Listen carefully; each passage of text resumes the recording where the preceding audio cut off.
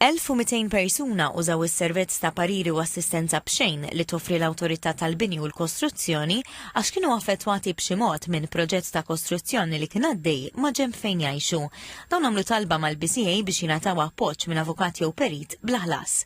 966 minnhom, jiġifieri 81% diġà kellhom il-każ tagħhom konkluż u l-oħrajn qegħdin fi proċess li għandu jitlesta fil-ġimgħat li ġejjin.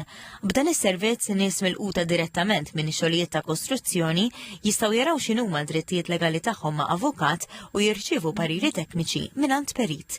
F'Settembru li għadda il-Gvern u l-BCA kienu ħabbru l-ingaġġ ta' 10 periti u 10 avukati biex jagħtu dan is-servizz pubbliku bħala parti minn sensiela ta' riformi li għandhom lan li jġibu aktar dixxilpina u serjetà f'settur li spiss iħalli impatt dirett fuq il-kwalità tal-ħajja tan-nies.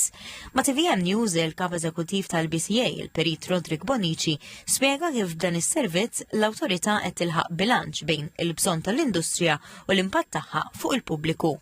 Min-naħa tagħna taraw ukoll li dil-persuna il-perit jew l-avukat jagħmel kuntatt ma' third party li huwa normalment il-complainant, eventwalment ikun hemm bżonn isiru meetings mad-developer u anke mal-perit tiegħu biex naraw li jkun hemm bil u ftehim li jkun ta' ġust kemm għal min qed jiżviluppa kif ukoll għal min qed isofri kull tip ta' inkonvenjent.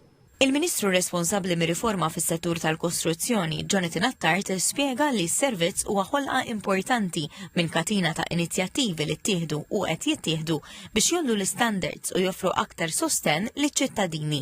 Aħna qed inħarsu l-qudiem biex fi żmien li ġej nkomplu naraw kif nistgħu nkunu ta' sosten ta' appoġġ liċ-ċittadini tagħna dawk li jaffaċċjaw ċertu sfidi u inkonvenjent mis-settur tal-kostruzzjoni biex nassiguraw li l-jeddijiet u drittijiet tagħhom jiġu imħarsa. U għafakkar ukoll kif dawn il-passi moru id-fit mal-viżjoni ta' pajjiżna għall-2050 fejn sostenibilità tfisser mhux biss inqas impatt fuq l-ambjent iżda wkoll industrija b'inqas impatt fuq in-nies.